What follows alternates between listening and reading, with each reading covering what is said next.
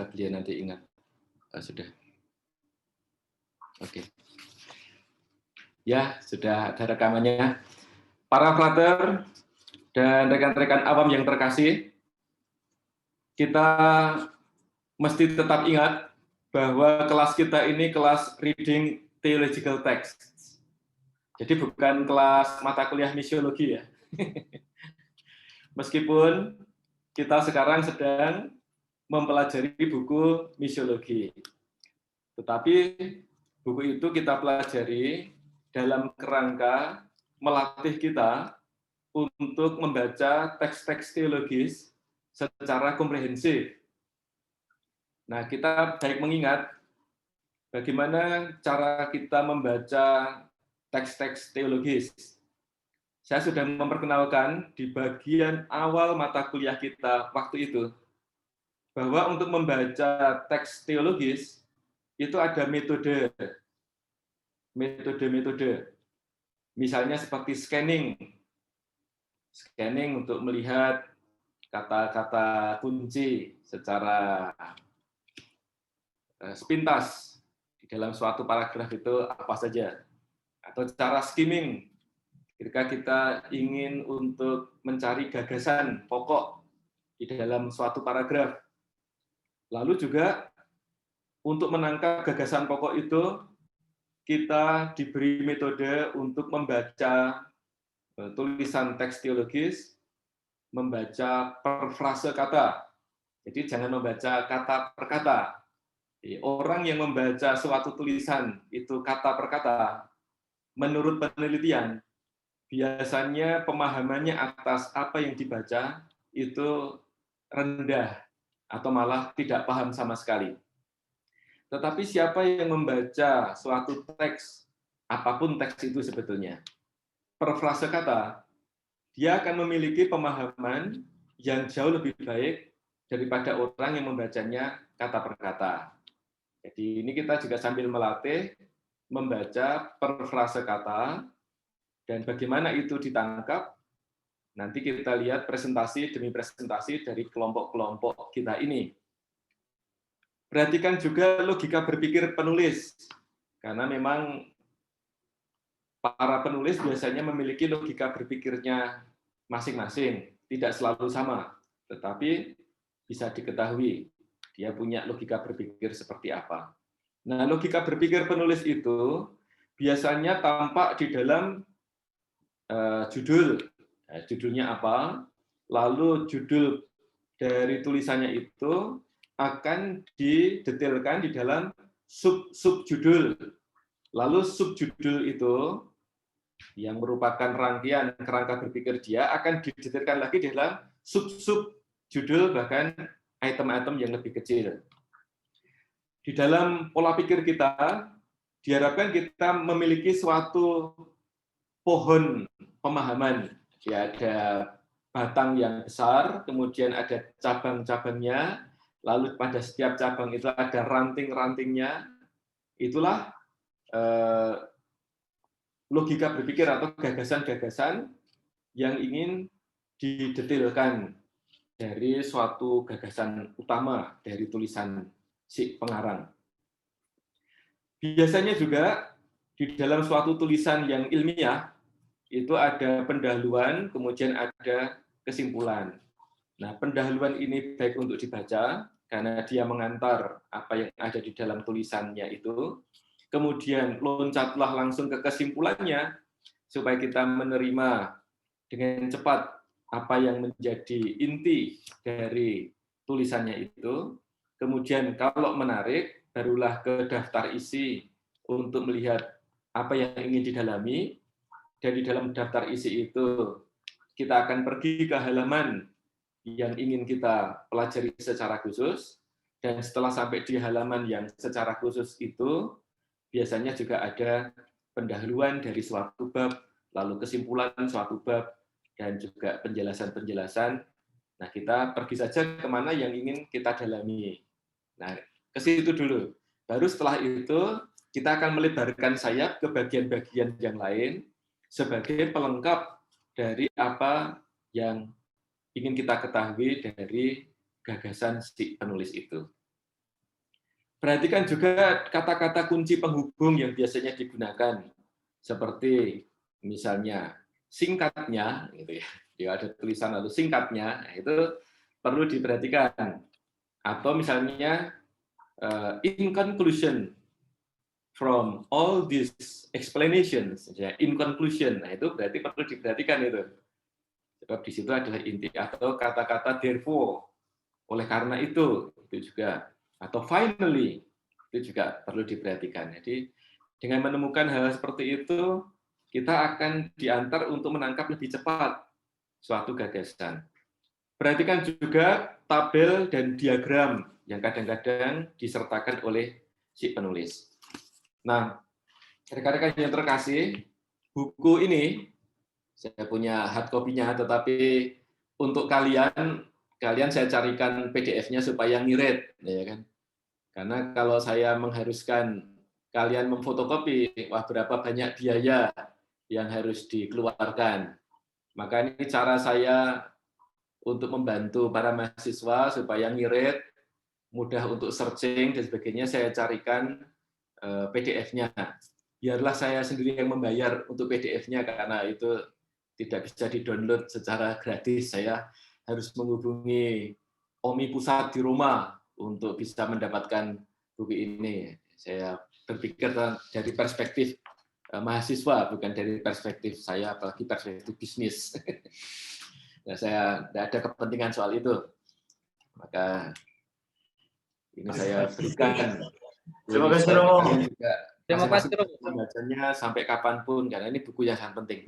Nah, buku ini menurut saya adalah contoh yang baik bagi kalian, karena di dalam buku ini, itu tiap bab itu diberikan misalnya seperti ini.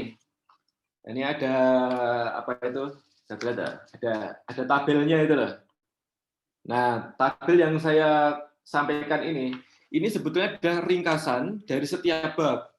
Jadi membaca, memahami bukunya Bevans, sebetulnya kalau mau singkat, cepat gitu ya, itu tabel itu dikuasai. Tabel itu dikuasai, lalu bagaimana eksplanasinya, penjelasannya, ya barulah kita pergi ke setiap bagian. Nah, semoga sambil kita melatih skill untuk reading theological text, pemahaman para frater, para mahasiswa yang terkasih mengenai teologi misi juga menjadi terupdate. Dan ini saya berikan supaya kalian tetap menerima manfaat sebesar-besarnya sebagai seorang calon imam, sebagai biarawan, sebagai misionaris, dimanapun nanti diutus, supaya juga bisa mengikuti gerak pemahaman gereja tentang misi. Nah, dalam pertemuan kali ini, nanti kita akan mendengarkan rekan-rekan dari SCY yang akan mempresentasikan bab 9 dengan judul Mission as Participation in the Mission of the Triune God. Jadi misi sebagai partisipasi dalam misi Allah Tritunggal. Kita kemarin sudah mempelajari bahwa di dalam misi itu selalu ada 6 hal yang sifatnya konstan atau selalu ada di dalam misi, yaitu yang pertama kristologi, lalu 2 eklesiologi, 3 apa? Eskatologi, 4 soteriologi,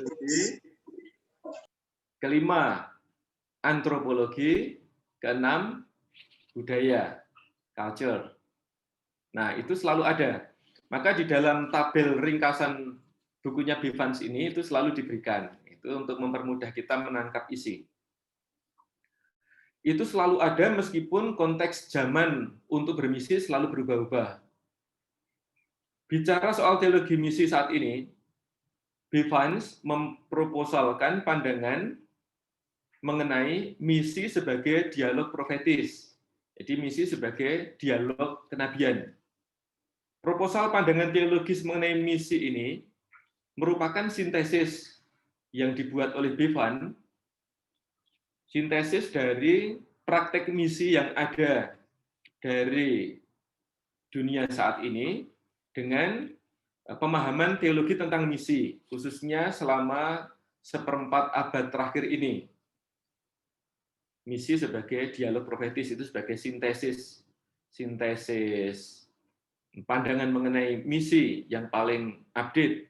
Nah, kita kemarin sudah belajar bahwa situasi Perang Dunia Pertama itu membuat optimisme yang berdasarkan pada pemahaman akal budi, tetapi juga dalam praktek misi waktu itu membuat semua hal itu menjadi melemah. Praktek misi juga menjadi melemah karena Perang Dunia Pertama.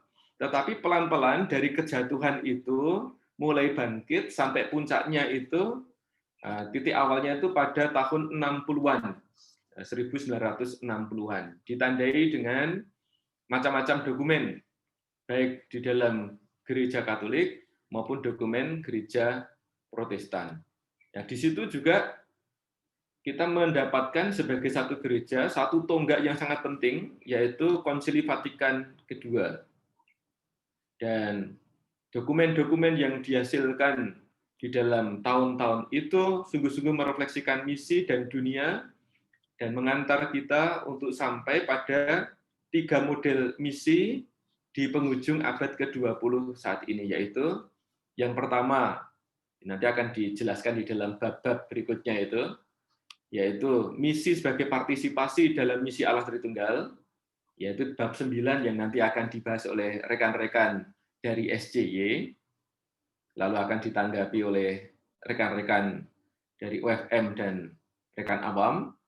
Lalu yang kedua, misi sebagai pelayanan kerajaan Allah yang membebaskan, itu nanti minggu depan bab 10. Lalu misi sebagai pernyataan Yesus Kristus sebagai penyelamat universal, itu di 2 minggu depan lagi di bab 11.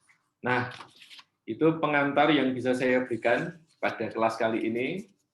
Jadi mari kita berlatih memahami teks, dan silahkan rekan-rekan dari SJY memfasilitasi kita semua di dalam memahami bukunya Bivans, khususnya bab 9. Silahkan mempresentasikan apa yang sudah dipersiapkan.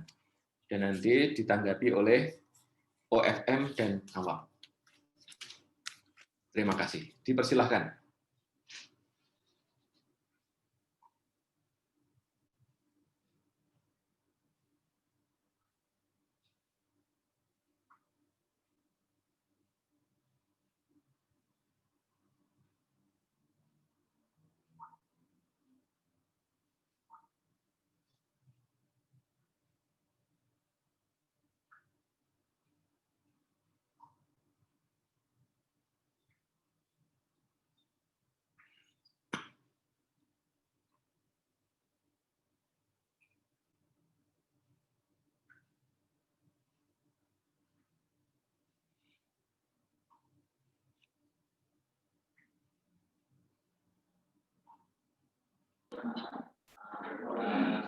Selamat pagi Romo dan teman-teman. Selamat pagi. Selamat pagi Frante. Apakah sudah terlihat share screen-nya? Sudah bisa dilihat Frante. Suaranya lemah. Terima kasih. Suaranya itu loh Frante. Apa saudara Dina? Ya, saya akan memulai presentasi pada pagi hari ini, yakni misi sebagai partisipasi dalam misi dari Allah Tritunggal. Nah, pada bagian pertama itu dalam artikel atau dalam buku yang sudah kami bahas, itu yang pertama dibahas tentang agendas. Nah, agendas ini adalah ajaran gereja dan teks teologi sebelum saudara. Agendas ini merupakan buah atau hasil dari Konsili Vatikan II. Nah, kita akan melihat ke belakang sebelum Konsili Vatikan II, yakni ajaran gereja dan teks teologi sebelum konsili menekankan perbedaan antara kaum klerus dan awam. Maka tidak heran bahwa pemahaman tentang misi itu menekankan keselamatan individu. melalui masuk ke dalam gereja. Nah, itu dalam teori sekolah Munster atau pendirian di tanah misi dari struktur hierarki gereja. Nah, dari sini dibedakan baik itu keselamatan bagi kaum awam maupun kaum lainus. Nah, namun pemahaman itu diubah dalam dokumen Konsili Vatikan kedua tentang gereja, yakni artikel keempat yang mengatakan umat dijadikan satu dalam kesatuan Bapa, Putra dan Roh. Itu terdapat dalam Lumen Gentium yang keempat, artikel 4. Nah, kemudian gereja dipandang sebagai umat dan persekutuan. Nah, ini misi dipandang sebagai partisipasi dalam persekutuan dinamis dengan kehidupan Allah Tritunggal. Di sini juga gereja adalah sakramen keselamatan, tanda dan instrumen kehadiran penyelamatan Allah. Jadi gereja itu sebagai tanda atau bentuk nyata dari keselamatan yang dibawa oleh Yesus Kristus yang adalah bersumber pada Allah Bapa sendiri. Nah, dekret tentang kegiatan misi sepertinya disusun dengan tergesa-gesa. Mengapa? Karena dokumen atau dekret ini merupakan keputusan yang bisa dikatakan itu sangat cepat dibanding dengan dokumen-dokumen yang lain. Nah, dokumen-dokumen dalam konsili itu juga merupakan sebuah keputusan bersama yang dapat dikatakan sebagai bentuk kompromi atau keputusan bersama dari semua uskup atau bapak konsili. Nah, semua uskup juga bersikeras supaya kegiatan misioner itu didasarkan pada Trinitarian. Lalu, misi dipandang secara fundamental sebagai pemberian diri yang terus-menerus. Dalam Konsili Vatikan II, pemahaman tentang misi berubah seperti yang saya katakan. Dari awal itu keselamatan dipandang sebagai misi individu. Setelah Konsili Vatikan II, pemahaman itu berubah menjadi keselamatan atau misi keselamatan itu menjadi tujuannya berubah menjadi bentuk komunal atau kebersamaan. Nah, juga misi dipandang sebagai kegiatan Allah Tritunggal. Nah, di sini Bapa sebagai sumber cinta pemberi kehidupan, lalu Putra yang mencurahkan kebaikan ilahi dalam sejarah, atau dengan kata lain, Allah Putra itu yang menjalankan kasih yang bersumber pada Allah Bapa sendiri. Lalu karya yang dilakukan oleh Allah Putra itu tidak berhenti ketika Yesus itu wafat dan bangkit dari kematian, tetapi dilanjutkan oleh Roh yang diturunkan atau diutus oleh Yesus Kristus dan dijanjikan kepada para murid. Nah, Roh Kudus itulah yang melanjutkan kebaikan itu dalam sejarah tanpa henti. Nah, kita juga dipanggil untuk ambil bagian dalam pertemuan Allah, bukan sebagai individu, tetapi sebagai komunitas. Seperti komunitas Trinitarian, yakni adalah Bapa, Putra, dan Roh Kudus. Mereka bersatu. Maka hidup yang dihayati dalam komunitas itu mencerminkan komunitas dan pemberian diri Allah. Keterlibatan itu dengan jelas dalam pribadi Yesus. Melalui Yesus, manusia dipanggil untuk hidup baru dan hidup dalam kelimpahan. Dia juga menjadi miskin supaya kita menjadi kaya. Dapat dilihat dalam 2 Korintus bab 8 ayat 9. Lalu Yesus juga mengatakan dalam Injil Markus bahwa Dia datang bukan untuk dilayani, melainkan untuk melayani dan memberikan nyawanya sebagai tebusan. Nah, 2 ayat ini merupakan bentuk kesatuan atau pemberian diri Yesus yang total dalam pelayanan misi untuk menyelamatkan komunitas manusia. Nah, Eugene L. Smith mengamati bahwa bab pertama dalam Adjentes merupakan tambahan refleksi praktis dan yuridis daripada visi yang mengintegrasikan secara menyeluruh. Nah, Eugene ini merupakan seseorang yang menanggapi tentang Adjentes atau doktrin tentang misioner. Nah, dalam pendapatnya yaitu paragraf 10 dan 11, kenosis inkarnasi disinggung ketika ajaran ditantang dengan amat dan sebentar, ada yang bilang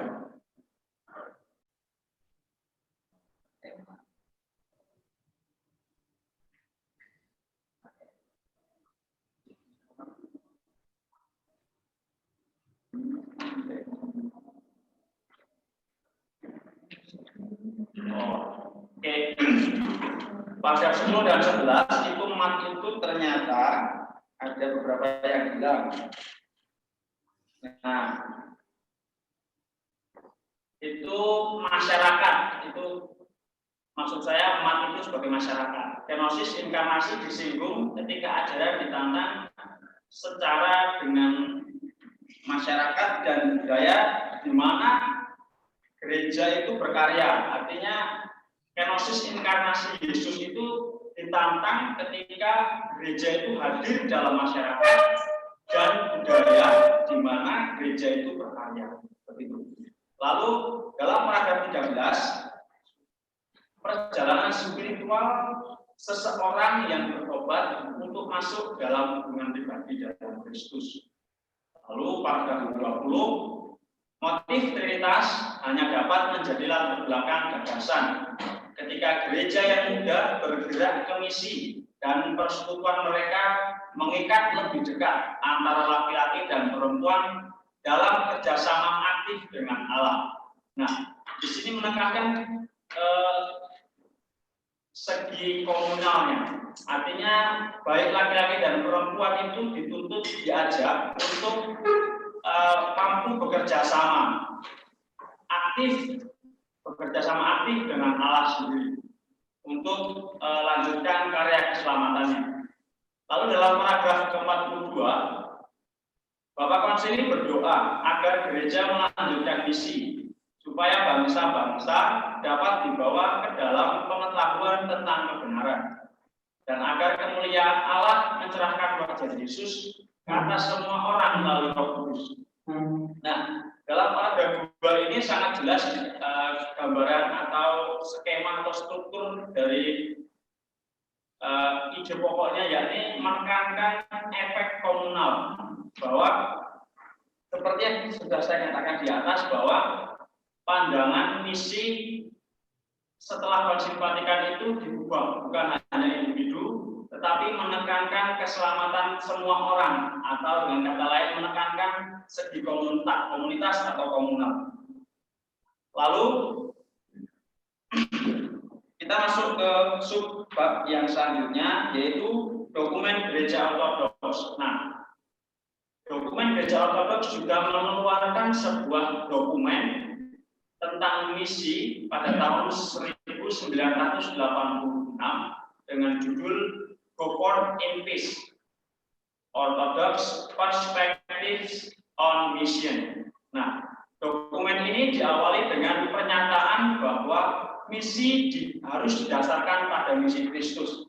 Misi Kristus itu apa? Sudah dijelaskan, sudah dikatakan sejak tadi, artinya sudah di atas.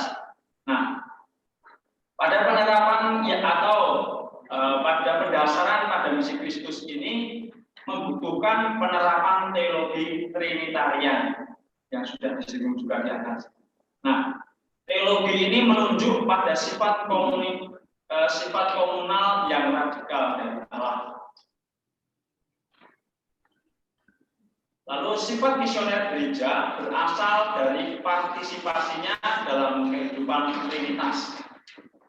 Teologi Ortodoks menekankan bahwa melalui baptis orang Kristen berbagi kehidupan dengan Tuhan atau menjadi anggota tubuh Kristus.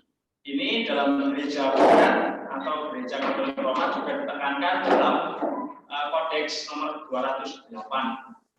Lalu keanggotaan itu selalu diperbarui dan diciptakan saat gereja merayakan liturgi, secara khusus dalam perayaan Ekaristi.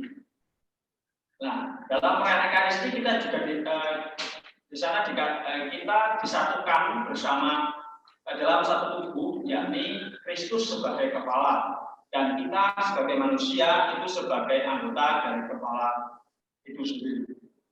Lalu liturgi bukanlah pelarian dari kehidupan, tetapi liturgi menjadi transformasi hidup yang berkelanjutan dengan hidup Yesus melalui Roh Kudus.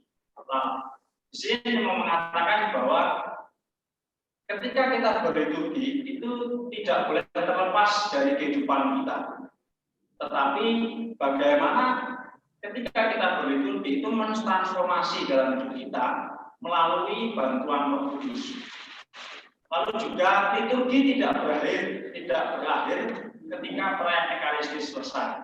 Tetapi melalui keputusan yang dilakukan oleh imam menunjukkan bahwa orang Kristen mempunyai kewajiban untuk bersaksi bahwa kerajaan Allah akan segera tiba. Jadi kita juga mempunyai kewajiban untuk mewartakan kabar gembira. Mengingat bahwa mengabarkan kabar gembira atau mewartakan kabar gembira itu juga merupakan tugas secara langsung yang diberikan oleh Yesus kepada kita sebagai anggota gereja atau sebagai anak-anak Allah. Itu bagian pertama dari saya, lalu akan dilanjutkan oleh Frater Aldi.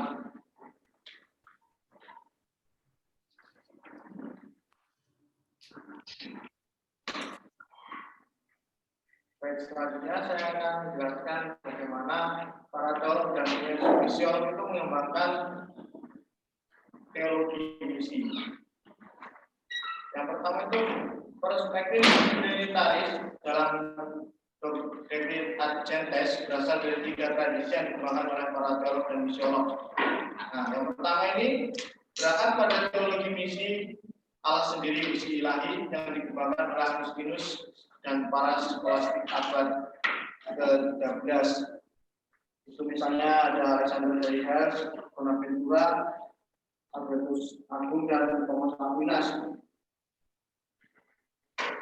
Nah, kemudian yang kedua, berdasar pada eklesiologi misionaris Kardinal Pierre Gilbert pada abad ke-17.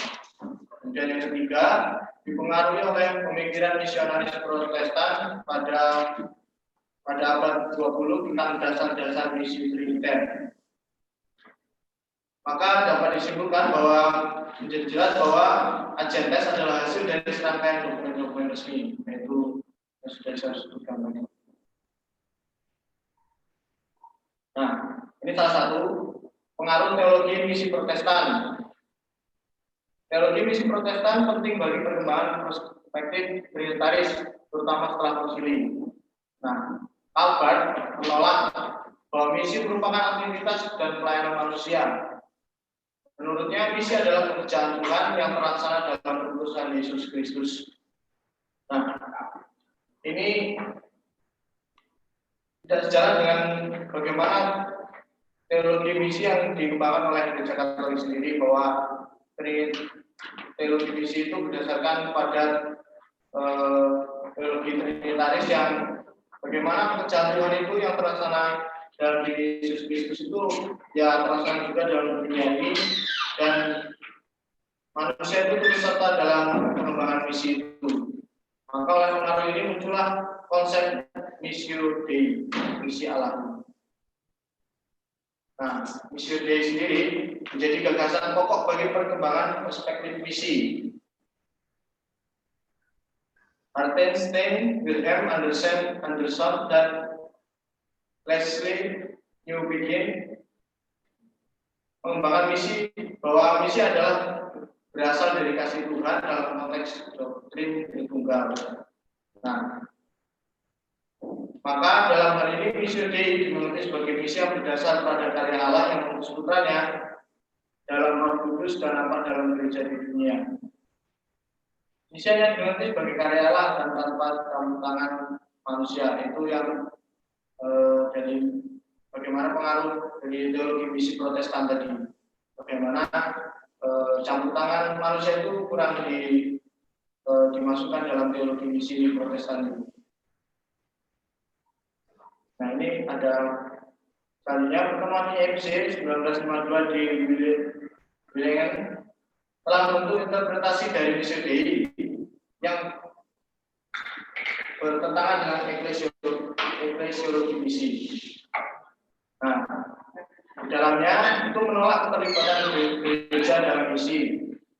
Bukan gereja yang menjadi tanda dan instrumen Tuhan dunia. Yohanes Kokenik menjelaskan bahwa misi Dei itu adalah Tuhan tidak membutuhkan bantuan dalam mengartikulasikan dirinya. Kemudian upaya misionaris gereja hanya dipandang sebagai pengalaman. Nah, tadi yang sudah saya sebutkan bahwa teologi misi Protestan itu kurang memperhatikan teologi eklesiologi misi sendiri. Bagaimana campur tangan manusia, kemudian upaya para misionaris gereja itu kurang dipandang.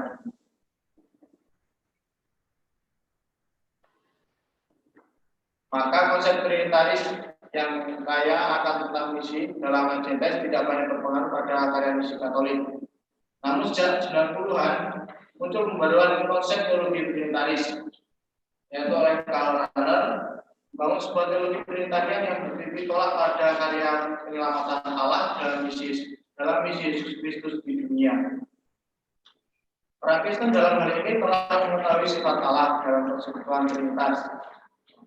Asal pengetahuan itu ada pengalaman tentang Allah yang nampak dalam diri Yesus Kristus dan Roh Kudus. Pada tahun 1980 sampai 1990-an banyak diterbitkan karya-karya tentang Tritunggal. Banyak di antaranya secara eksplisit terkait dengan eklesiologi dan misi gereja di dunia. Nah, ini sudah berubah bahwa tadi perspektif misi dalam teologi Protestan tadi kurang mengembangkan eklesiologi misi, dan sekarang pada tahun 1980 sampai 1980 sampai 1990 itu secara eksplisit itu banyak menekankan tentang eklesiologi misi gereja. Leonardo Bock mengaitkan tentang persekutuan Trinitas dengan tindakan Tuhan dalam karyanya di dunia. Catherine Morin punya membangun teologi trinitarian yang imanen. Nah, ini bukan sebuah analisis tentang Tuhan, tapi cara berpikir dan berbicara mengenai tindakan Tuhan dalam sejarah keselamatan.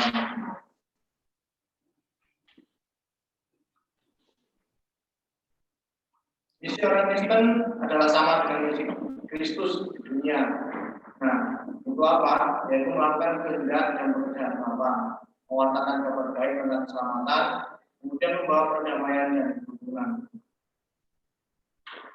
Kemudian pada tahun 1998 itu David S. Cunningham dalam History R1, The Practice of Trinitarian Theology, mengembangkan bahwa iman kita kepada Trinitas akan secara radikal mengubah cara hidup kita. Hal ini menantang diri untuk memahaminya dalam konteks saat ini yang terbuka terhadap perbedaan dan keragaman. Nah, kemudian ada seorang misolog tidak disebutkan dalam buku ini telah merefleksikan aplikasi karya Cunningham sebagai landasan teologis dalam akulturasi. Nah, bagaimana melihat bahwa perkembangan teologi misi ini sudah mencapai ranah ranah pastoral sampai pada akulturasi. Kemudian seorang misiolog Inggris yaitu Anthony Guinness pada 1998 menjabarkan sifat misi. Nah, sifat misi ini berakar dari kebaikan yang berlimpah, tak terbatas, ekspansif, dan terbuka dari Tuhan. Misi adalah gambaran tentang siapa dan apa yang Tuhan kerjakan di dunia ini. Dan orang Kristen terlibat dalam pelayanan misi itu dengan menyerupai pelayanan Yesus yang merupakan perpanjangan dari misi Dei atau misi Allah sendiri. Demikian dari dari saya.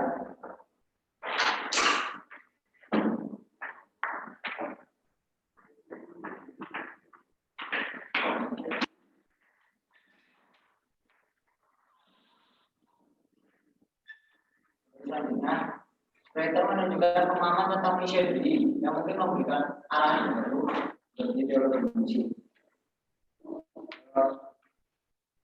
Misi diri yang dimaksud dengan Writer itu memiliki pengertian yang berbeda dengan sebelumnya. Kalau sebelumnya, Penstein mengatakan bahwa ada kesulitan, banyak kesulitan dalam misi diri ini. Namun Writer memahami misi diri dengan pemahaman baru. Di sini yang mengatakan bahwa tugas kita adalah bekerja sama dengan kehadiran Tuhan di dunia, bukan melakukannya sendiri. Jadi misi dilakukan secara bekerja sama dengan Tuhan, bukan hanya misi manusia sendiri. Maka dari itu, kita menegaskan bahwa pekerjaan misionaris itu harus berkomitmen. Berkomitmen dengan apa? Berkomitmen dengan sosial dan keterlibatan sosial. Hal itu menunjukkan sebuah spiritualitas baru dari misi diri. Nah, lalu Schlatter juga membicarakan karakter trinitarian. Nah, karakter trinitarian menurut Schlatter itu ada dua. Yang pertama adalah kesatuan dalam keragaman trinitas akan menjadi kunci bagi teologi pluralisme agama. Lalu yang kedua, trinitas memberi landasan teologis yang kuat sebagai proses dialogis. Proses dialogis yang bagaimana? Jadi ada kegiatan memberi dan ada kegiatan menerima, ada kegiatan menguasakan dan kegiatan belajar dan sebagainya. Lalu pada artikel tahun 1998, Stephen Bevans menyajikan bahwa pendekatan trinitas terhadap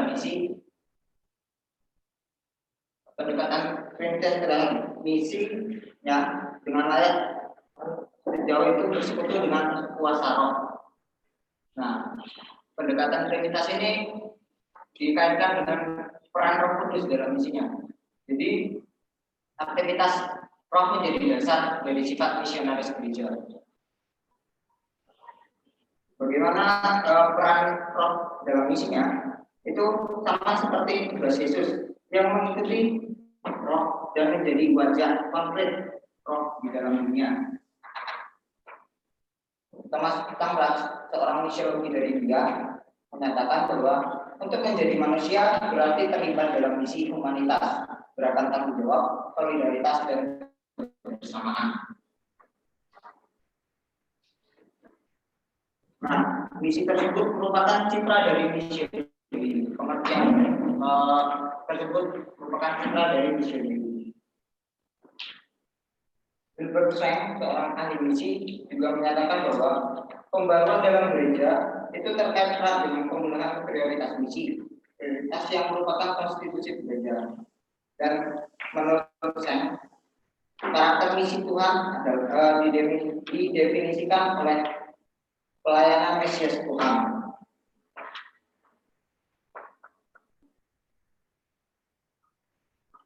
Nah, lalu seorang misiolog dari Inggris menyatakan misi Tuhan didasarkan pada hakikat Tuhan itu sendiri. Hakikat yang bagaimana? Hakikat yang mencintai komunitas dengan komunitas pencinta dan kebersamaan yang hadir bersama umat manusia. Jadi Tuhan ada di sana bersama umat manusia dalam sebuah komunitas. Itu menurut Andrew Cave.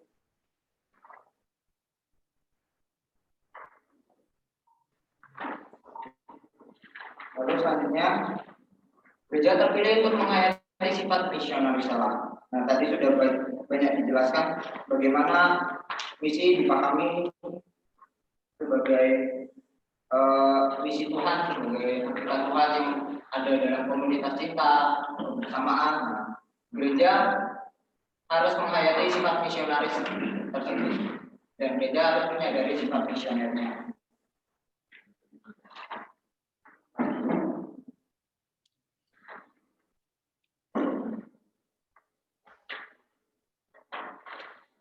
Lalu gereja misi adalah eklesiologi misionaris yang besar. Timothy Webb, seorang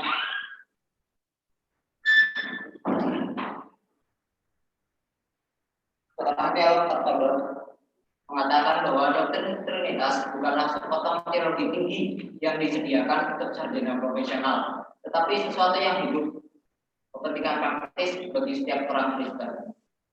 Jadi yang dimaksud bukan teologi tinggi adalah adanya timbal balik antara ayah dan anak, putra dan roh, roh dan bapa. Itu ada dalam Trinitas. Hal ini bersifat pribadi. Jadi relasi timbal balik tersebut bersifat pribadi. Jadi Tritunggal atau Trinitas dipahami sebagai persekutuan pribadi. Nah, Tuhan sebagai Tritunggal ini menjadi dasar dari teologi misi ortodoks. Danau Latos mengatakan bahwa Tritunggal adalah persekutuan yang penuh kasih dari orang-orang dan menjadi gereja berarti hidup dalam cinta yang dinamis. Jadi intinya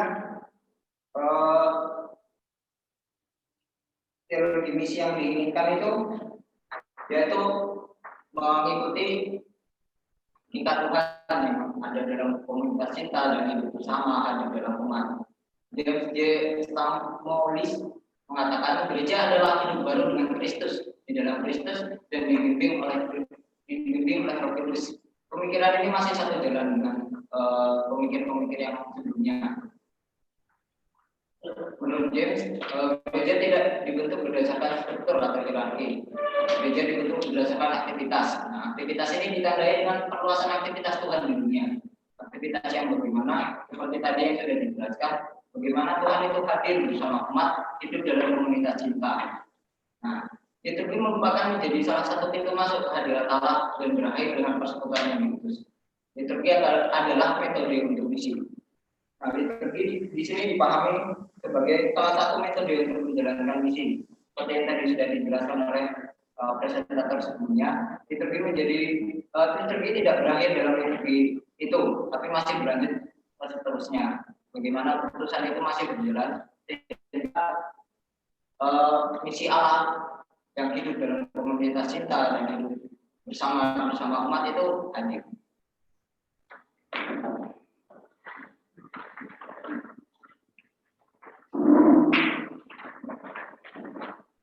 Saya akan melanjutkan, yaitu berbicara mengenai vision di dalam 6 konstan misi.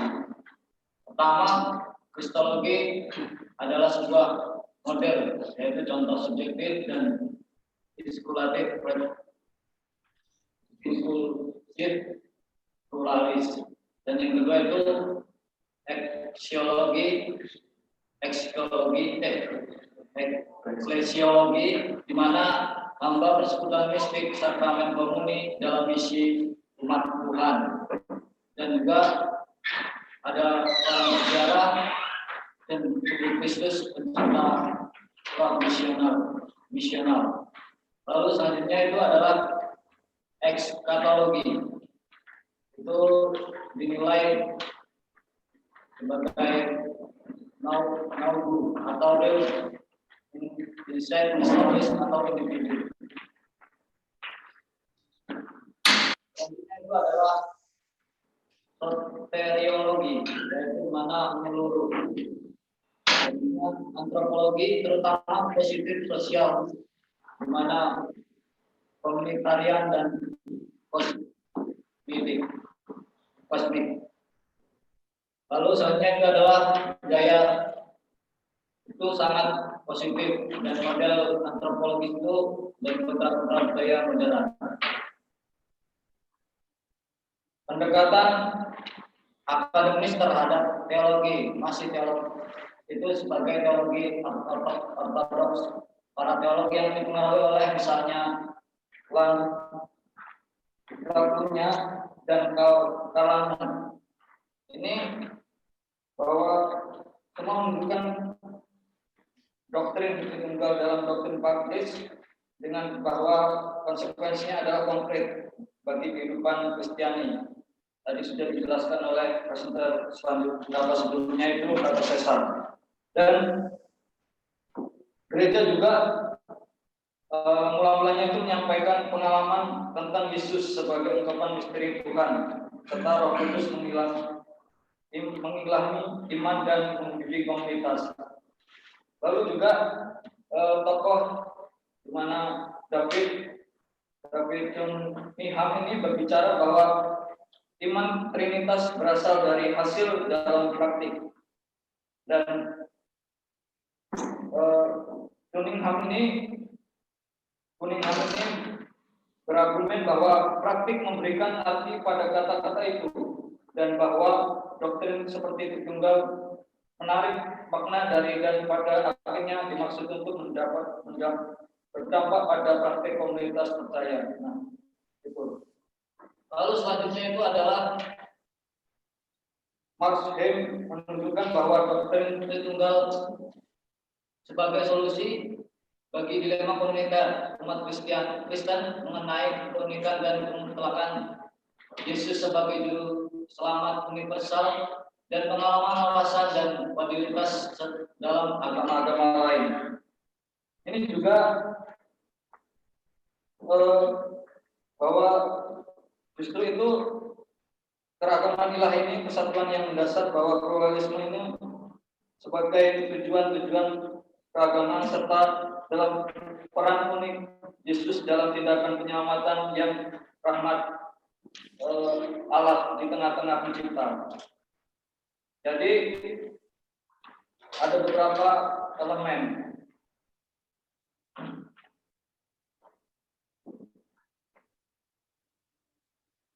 Yaitu sebagai kristologi yang berakar pada pemahaman Trinitas tentang Tuhan pasti dapat menghindari godaan untuk berfokus pada Kristus yang terlalu sempit pada apa yang oleh beberapa teolog itu sebagai Kristomonisme. Nah, ini adalah suatu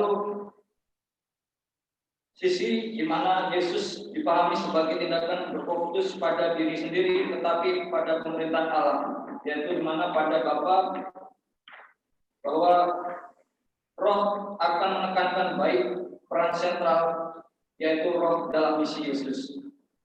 Dan Yesus sendiri pada dasarnya adalah wajah Roh yang adalah Tuhan di dalam keluar di dunia. Lalu selanjutnya itu adalah wajah Roh. Itu Yesus dapat diakui sebagai pembawa keselamatan Allah yang unik pada saat yang sama. Nah, dalam hal ini Yesus tidak menghabiskan kehadiran Allah untuk menyelamatkan dan aktivitas penyelamatan, di mana teolog ortodoks Michael Oleksan ini menegaskan bahwa orang Kristen meskipun mengetahui di mana Kristus berada, tidak pernah bisa yakin di mana dia berada. Nah, itu. Lalu selanjutnya itu adalah Lens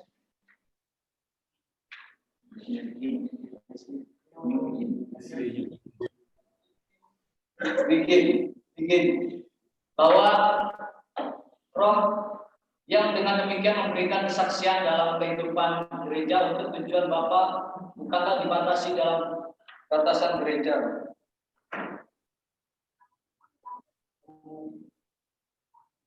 Dalam hal ini tujuan adalah Bapa sendiri bukanlah dibatasi dalam batasan gereja. Ini adalah suatu ajaran yang jelas bahwa dari Kisah Para Rasul sebagaimana pengalaman misionaris bahwa Roh itu bisa dikatakan mendahului gereja. Lalu selanjutnya itu adalah teolog dewasa ini berbicara tentang karakter Paskah dari kehidupan dan misi Tritunggal. Dan penafsiran kematian dan kebangkitan Yesus sebagai bagian tak terpisahkan dari pemberian diri yang penuh yang Yesus selesai dengan mengirim dari salib Roh ke dunia dan pada malam kebangkitannya mengirim Roh ke atas gereja.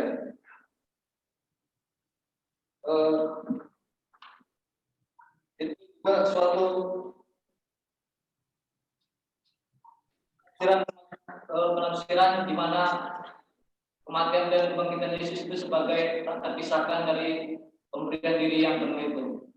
Dan eklesiologi yang dipahami oleh Trinitas berbicara tentang gereja sebagai komunitas yang masuk.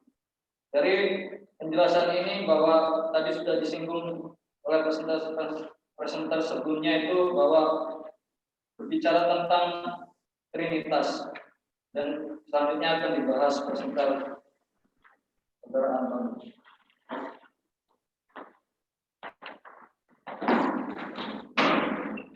Kemudian di satu sisi gereja dipahami sebagai persekutuan, yaitu umat bersatu dengan kesatuan Bapa, Putra, dan Roh Kudus. Seperti yang ditunjukkan oleh David Cunningham, Tritunggal menantang kita untuk tidak berpikir tentang Tuhan, tetapi juga tentang diri kita. Maka gereja adalah satu sepenuhnya, meskipun terbagi, karena Tuhan satu, ada, dan hidup dalam keanekaragaman yang kaya. Selanjutnya, kesatuan Tuhan itu dibentuk oleh keragaman dan berakar pada kesatuan kehendak dan tujuan. Gereja dipanggil untuk membangun hidup berkomunitas dengan saling berbagi, hidup dalam kebersamaan, keadilan, pelayanan, dan solidaritas. Dalam kehidupan Trinitas, gereja juga melihat dirinya sebagai persekutuan misi Yesus. Kesatuan batin menggerakkan gereja menjadi tanda dan alat persatuan di dunia. Kekudusan gereja mendorong untuk menunjuk pada kekudusan ciptaan dan memanggil semua orang untuk hidup otentik di dalam Tuhan. Gambaran gereja yang bergema dengan fondasi Trinitasnya adalah gambaran wajah umat Allah seperti yang terdapat dalam Lumen Gentium 13-17. Kemudian dalam Perjanjian Baru ada dua gambar tentang gereja, yaitu tubuh Kristus dan ciptaan Roh. Jadi kedatangan Yesus Kristus memberikan dua wajah, yaitu wajah Kristus sendiri dan juga Roh yang merubah manusia. Umat Kristen yang sudah dibaptis dalam nama Bapa, Putra, dan Roh Kudus dikonfigurasikan dengan kematian dan kebangkitan Kristus menjadi satu tubuh dalam Ekaristi Kudus. Hubungan yang dekat dengan Kristus diekspresikan melalui persatuan dan keragaman karunia untuk menjadikan diri sebagai pelayan. Pelayan ada beraneka ragam, tetapi semuanya dimaksudkan untuk menghadirkan kerajaan Allah di dunia. Kemudian, meskipun tidak semua anggota gereja berjalan melalui jalan yang sama, tugas dan pelayanan semua tetap ambil bagian untuk pelayanan dan misi Kristus. Eskatologi militer akan berfokus pada aspek sudah dalam kehidupan Kristen. Dalam baptisan dan Ekaristi, orang Kristen dimasukkan ke dalam kehidupan ilahi dan mengalami pendahuluan dari takdir dunia, persekutuan penuh dengan Tuhan, dengan satu sama lain dan dengan semua ciptaan. Sedangkan kutukan berarti memutuskan untuk selamanya terisolasi dari suatu apapun atau terisolasi dari hidup kekal yang ditawarkan oleh Allah melalui Yesus Kristus. Kemudian Thomas Aquinas mengatakan bahwa seseorang yang memandikan rahmat Allah akan memperoleh benih kemuliaan masa depan, yaitu kehidupan setelah kematian.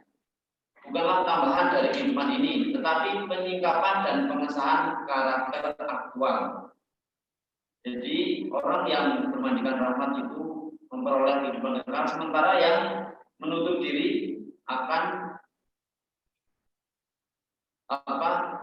tidak akan mendapatkan suatu kehidupan kekal. Para teolog ortodoks mengatakan partisipasi dalam liturgi adalah peristiwa eskatologis. Jadi liturgi itu sarana yang digunakan untuk mencicipi rahmat Allah, yaitu dalam Ekaristi yang kita yakini sebagai puncak dan sumber iman kita. Eskatologi Trinitarian itu juga mau mengungkapkan aspek belum dari rencana Allah.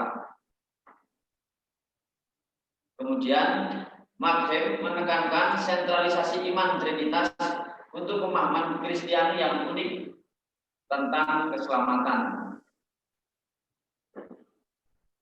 yaitu moksa, nirwana, dan kedamaian total melalui tindakan yang mengikuti kehendak Tuhan dan persatuan dengan Tuhan yang dijadikan sebagai tujuan religius yang dapat kita capai berkat bantuan Roh Kudus.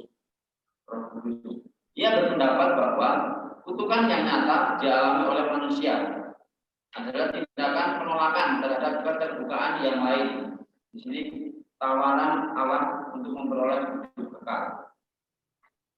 Tetapi ia berpendapat juga bahwa ada berbagai tingkatan hubungan dengan Tuhan dan semuanya itu didasarkan pada persatuan Trinitas dalam keanekaragaman dan keanekaragaman dalam persatuan.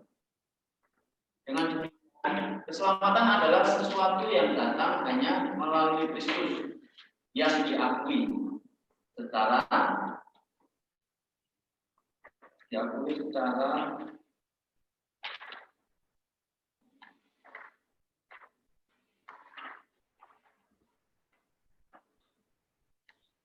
implisit atau eksplisit dan terdiri dari partisipasi dalam kehidupan komunal Tritunggal dan misi Allah.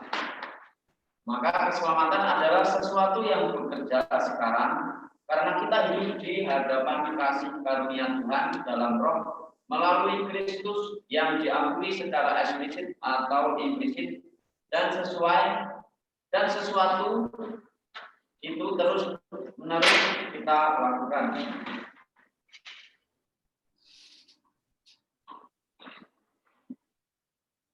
Maka itulah alasan mengapa ada misi untuk mewartakan dan bersaksi kepada dunia tentang kedalaman kekayaan dari kasih Allah.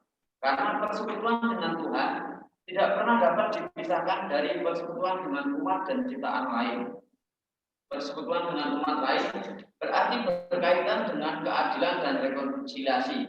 Sementara persekutuan dengan seluruh dunia ciptaan berarti komitmen terhadap keutuhan ciptaan. Kemudian akan dilanjutkan oleh presentasi berikutnya.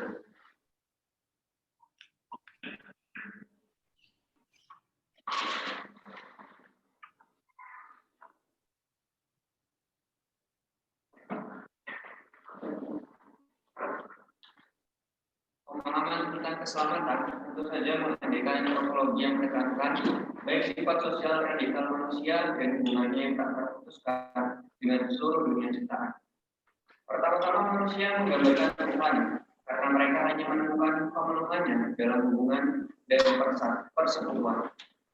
Komunitas bukanlah sesuatu yang dibuat oleh sekelompok individu. Itu adalah sesuatu yang ada dalam setiap individu dan terjadi ketika orang mengakui ikatan yang mengikat mereka bersama. Keyakinan Trinitas memanggil kita untuk mengenali keterkaitan segala sesuatu di alam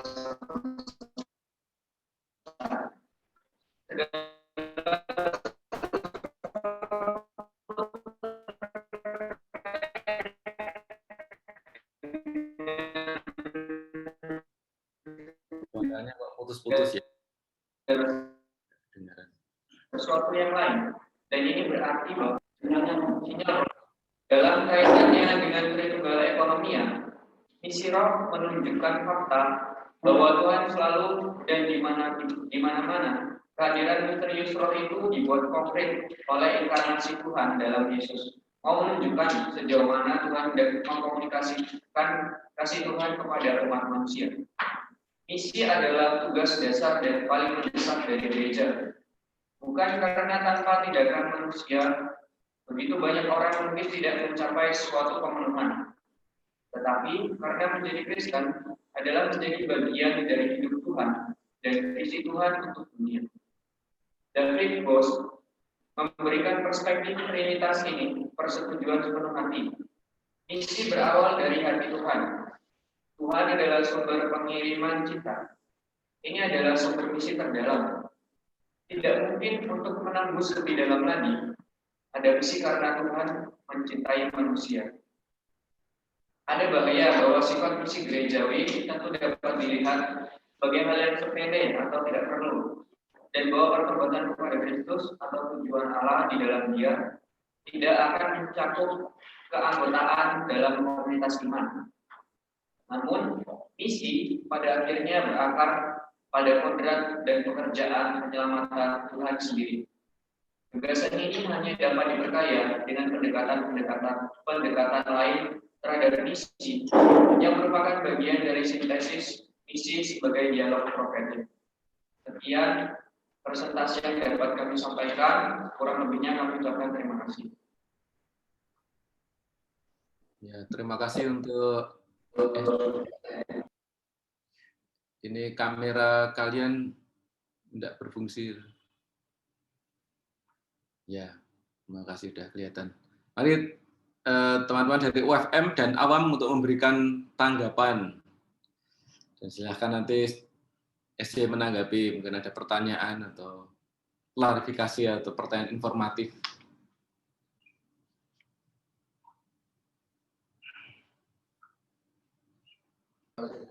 Dari UFM Romo.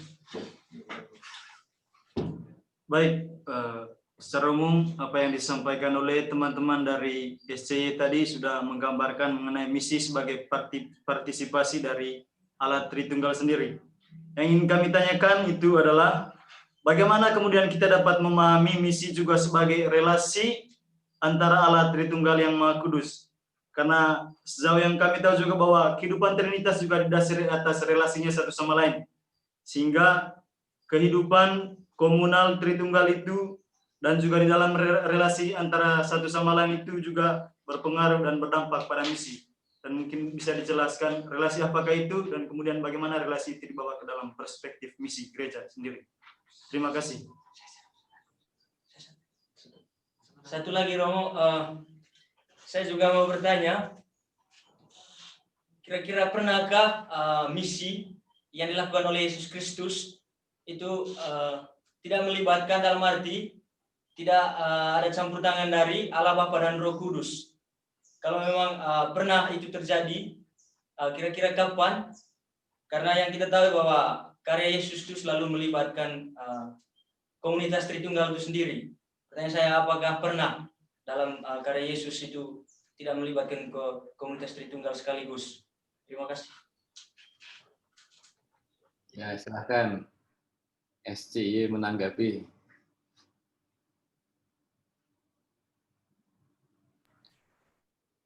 Baik, kami akan menjawab pertanyaan yang kedua. Sejauh apa yang kamu pelajari, apa yang kami pelajari dari bahan ini, Allah itu, Yesus itu selalu ada campur tangan dengan Allah, karena Yesus itu memiliki relasi yang intim, yaitu dengan Allah, dengan Roh Kudus, yang kita sebut sebagai Tritunggal. Maka tadi juga dikatakan jika Yesus tidak campur tangan dan tunjukkan di mana. Nah, kami tidak bisa menunjukkan karena kami merasa bahwa Yesus itu selalu bercampur tangan, ada campur tangan dari Allah dan juga dari Roh Kudus, karena Tritunggal itu satu kesatuan. Seperti yang sudah kita pelajari pada semester awal bersama dengan Romo Marlo Subsito dalam Iman Wahyu. Demikian. Ya, terhadap pertanyaan yang kedua, kita tidak bisa berandai-andai, dasar kita selalu pulang ke Biblis. Kata-kata Yesus, Aku dan Bapa adalah satu. Kemudian kisah penciptaan juga. Semuanya mengarah pada Putra, Bapa, dan juga ini pertanyaan spekulatif yang baik, tetapi kalau jawabannya harus pulang ke Biblisnya ya tidak ditemukan. Selalu dalam kaitan dengan kesatuan Allah Tritunggal itu.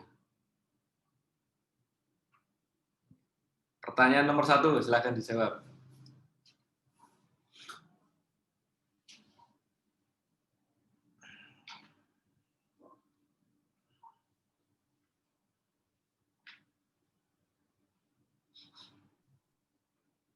pertanyaan nomor 1, dalam buku kami menemukan bahwa dalam kata Daus Timothy mengatakan berpendapat jika relasi Kristen itu ditambahkan dengan ayah dengan anak, putra dengan roh, roh dengan bapa. Nah, hubungan itu bersifat personal, namun itu menjadi sebuah keragaman dalam sebuah komunitas. Itu yang pertama. Saya sendiri kurang mendengar jawabannya. Apakah Mas M? Iya Romo, kurang jelas juga. Suaranya kurang jelas. Nah, diulangi lagi dengan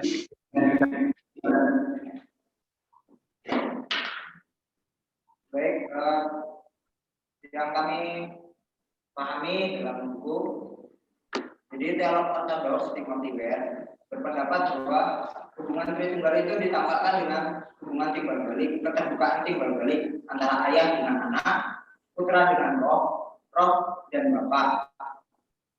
Nah, itu merupakan model hubungan atau relasi mereka, dan itu bersifat pribadi, identitas pribadi, dan itu sebuah keragaman dalam komunitas. Itu yang kami pahami. ya. Ini dari rekan-rekan awam, apakah ada tanggapan terhadap presentasi SCY? Ya, tidak boleh. Dari KFM Romo. Silahkan. Baik, mengenai relasi yang timbal balik itu tadi, di mana ditekankan oleh Frater tadi mengenai keterbukaan antara bagaimana relasi antara Trinitas itu sendiri. Tetapi apakah itu menjadi dasar kemudian untuk kita memahami bagaimana keterbukaan Allah sendiri dipahami untuk konteks misi, yang tidak hanya untuk mewartakan misi Kristus sendiri, tetapi kemudian itu juga mendasari untuk perjalanan kita menuju kepada Bapa sendiri. Bagaimana itu dipahami?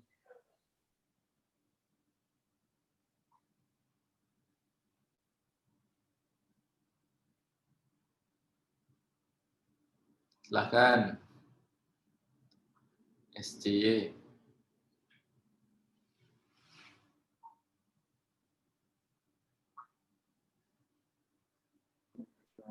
Silakan pertanyaannya diperjelas lagi.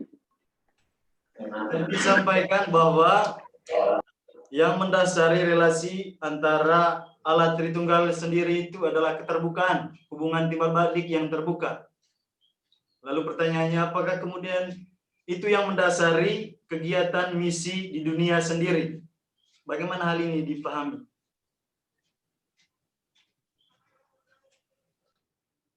Terima kasih, Frater.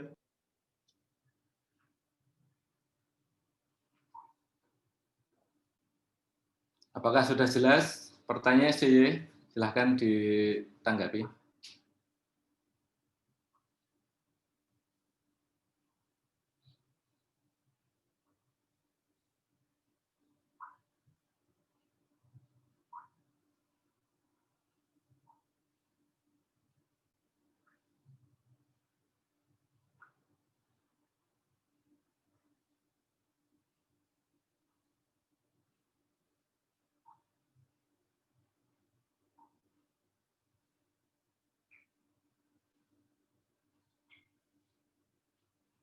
Jadi pertanyaannya, apakah sudah jelas? Saya akan mencoba menjawab. Jadi tadi memang benar bahwa relasi yang ada dalam Trinitas itu mendasari kegiatan misi dalam gereja dalam konteks keadilan di dunia dan berhadapan dengan budaya sekitar. Bagaimana contohnya bisa dilihat dalam gereja masuk ke dalam sebuah budaya dengan menggunakan metode inkulturasi.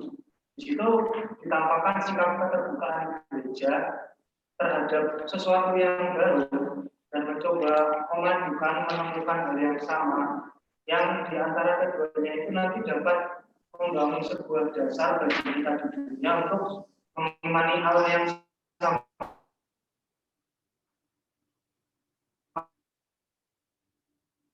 dan akhirnya nanti dapat menuju pada persatuan dengan Trinitas itu dalam misi gereja dalam konteks berhadapan dengan budaya dan menggunakan metode inkulturasi.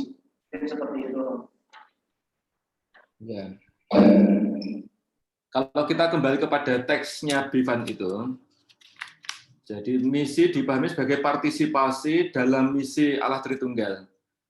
Ketika Allah merencanakan sesuatu dan mengerjakan karya keselamatan, setiap pribadi dari Allah itu tidak pernah bekerja sendirian, tetapi selalu dalam kaitan satu dengan yang lain, di mana di situ ada keterlibatan Bapa, rencana dari Bapa yang dilaksanakan oleh Putra dalam Roh Kudus. Nah, di dalam merefleksikan Allah yang seperti itu cara kerjanya, kemudian ditarik pada misi gereja ini.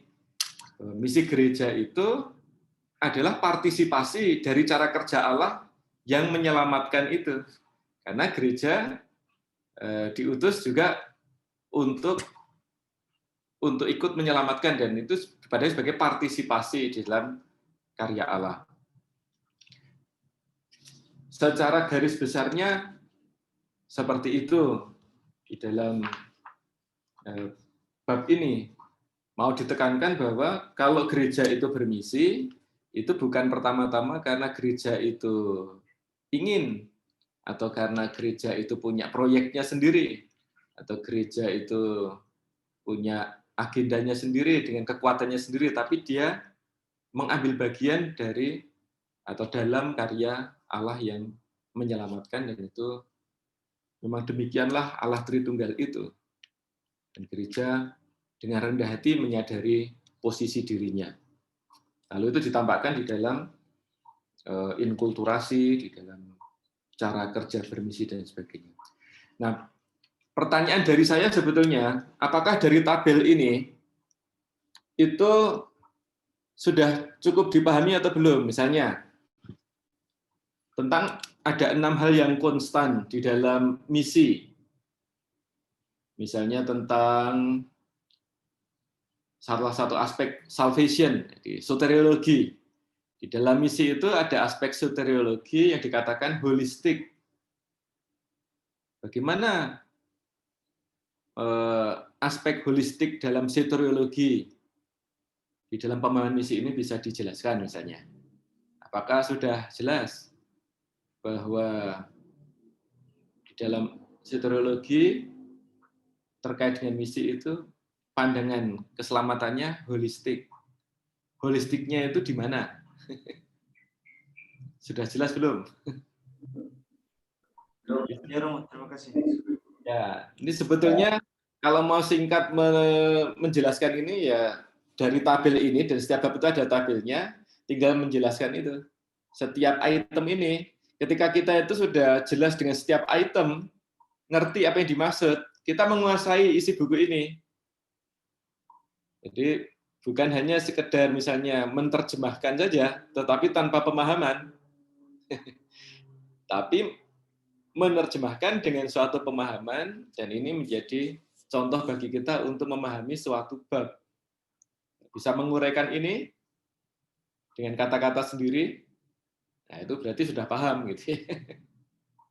Ini salah satu cek. Nah, ini mata kuliah kita ini mata kuliah Reading Theological Text. Itu soal metode. Nah, cara ngeceknya adalah sejauh mana frater-frater memahami ini.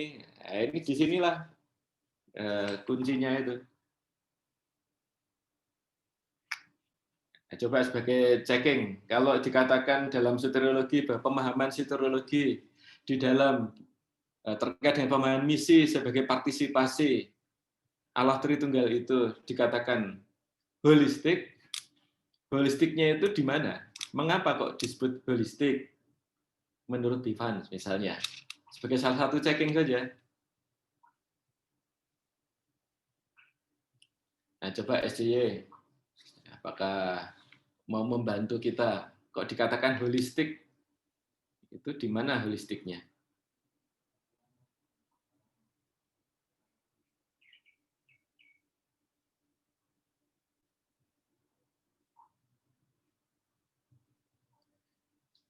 Nah, seperti itu. Dengan cara ini kita memahami suatu buku sehingga ngerti benar. Nanti kalau kita ujian, saya rasa saya akan bertanya hal seperti ini di ujian akhir nanti. Kok dikatakan holistik? Coba dijelaskan. Jadi kan ada 6 hal yang konstan di dalam misi: kristologi, eklesiologi, eskatologi, soteriologi, antropologi, dan budaya. Nah, jelaskan ciri masing-masingnya seperti apa. Ya, monggo SJY. Terhadap pertanyaan saya ini, sekedar untuk checking saja. Pemahaman soteriologinya disebut holistik, itu bagaimana bisa dipahami?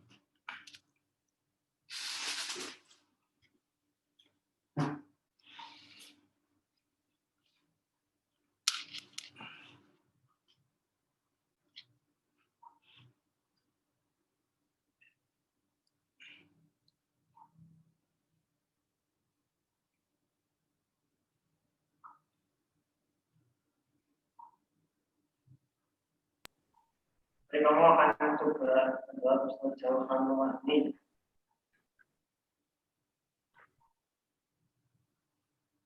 Silahkan. Jadi, yang dimaksud keselamatan itu holistik, mungkin pertama kita lihat dari rencana yang telah dipersiapkan oleh Allah Bapa dan dilakukan oleh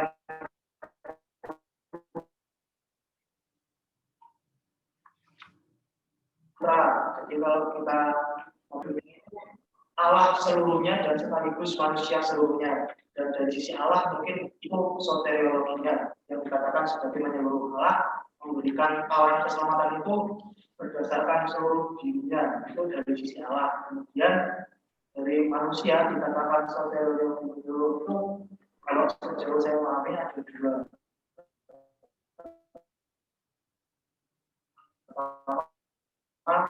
Secara personal, jadi baik jiwa maupun tubuh. Dalam itu pun dikatakan bahwa kita mempercayai akan adanya kebangkitan badan. Lalu kemudian keselamatan itu juga ditujukan untuk seluruh umat manusia. Jadi dari sisi pribadi manusia diselamatkan seluruhnya, dan juga keselamatan itu ditawarkan untuk seluruh umat manusia. Mungkin seperti itu. Ya, terima kasih. Nah, misalnya seperti itu gitu ya. Cara memahami.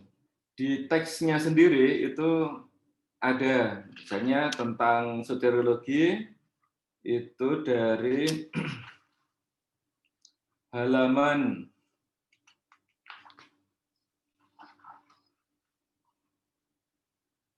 300, halaman 300 dan seterusnya. Itu bicara tentang soteriologi. Oke, dari konflik lain selain WFM dan awam, kalau masih ada tanggapan, dipersilahkan untuk penajaman, klarifikasi, informasi. Tapi kuncinya menurut saya, para frater, kita sekarang kan sedang latihan membaca teks teologi. Dan kita dibantu dengan Bivan, dengan tabel tadi itu. Kuasai saja tabelnya itu. Mungkin ini juga cara kerja kita terhadap teks-teks teologis yang lain, dengan cara membuat tabel sendiri atas hal-hal yang ada di buku apa itu. Dari konflik lain, apakah ada tanggapan?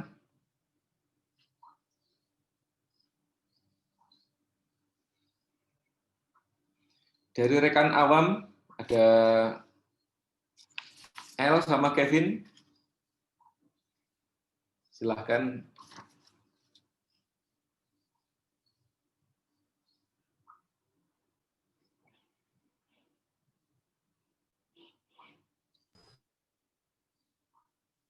Saya belum ada mau. Ya, belum ada. Karena udah dijelaskan cukup jelas tadi dan dibantu lagi penjelasan Romo. Dari El, gimana El? Masih aman, Romo. Dari kontak lain?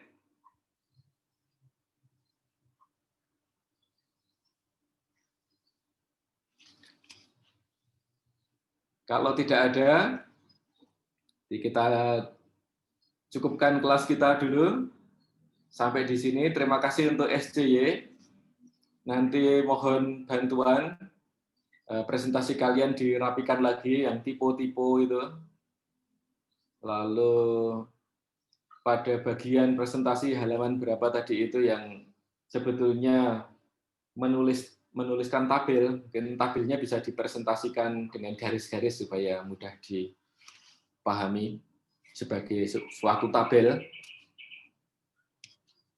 Lalu pembahasan menurut perbagian dari isi tabel itu. Tinggal dirapikan saja, nanti diatur secara lebih baik di dalam garis-garisnya dan seterusnya. Untuk minggu depan, kita akan difasilitasi oleh rekan-rekan dari SCY.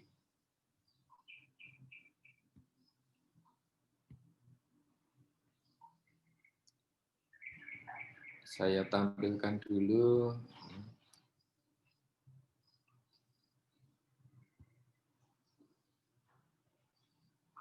Nah ini, yang hari ini kita sudah dibantu oleh rekan-rekan dari SCY. Terima kasih banyak untuk presentasi bahan studi. Lalu minggu depan, pertemuan ke-11, Mission as Liberating Service of the Reign of God. Misi sebagai pelayanan pembebasan yang membebaskan dari kerajaan Allah. Nanti rekan-rekan dari Redemptoris mohon mempersiapkan studinya, presentasi studinya, lalu Anging Mameri menanggapi. Demikian rekan-rekan, apakah ada tanggapan lagi atau pertanyaan? Atau cukup sekian?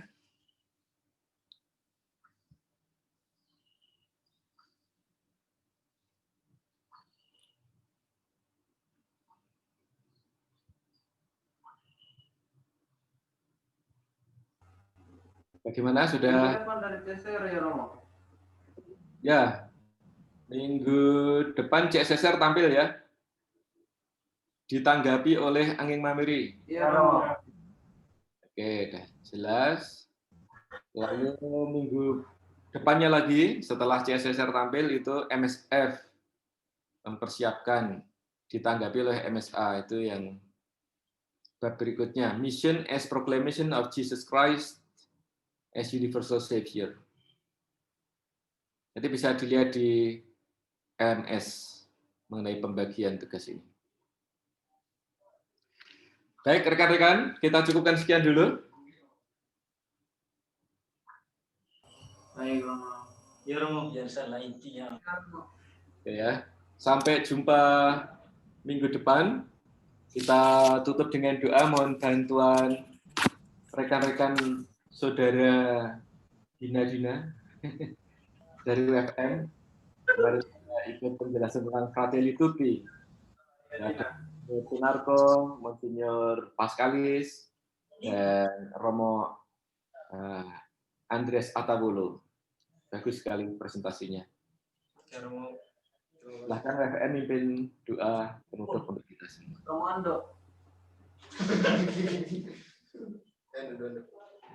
Romo dan teman-teman, marilah kita berdoa dalam nama Bapa dan Putra dan Roh Kudus. Amin. Allah Tritunggal Maha Kudus, Bapa, Putra dan Roh Kudus, tidak henti-hentinya kami mengucapkan limpah terima kasih atas segala berkat, rahmat, dan tuntunan-Mu sepanjang pelajaran kami ini. Semoga apa yang kami bicarakan, apa yang kami diskusikan dalam kesempatan tadi, sungguh-sungguh berkenan kepadamu, terutama untuk semakin memuji dan memuliakan nama-Mu yang maha tinggi. Doa dan permohonan ini kami sampaikan dengan perantaraan Kristus Tuhan kami. Amin. Dalam nama Bapa dan Putra dan Roh Kudus. Terima kasih, Romo. Terima kasih. Terima kasih.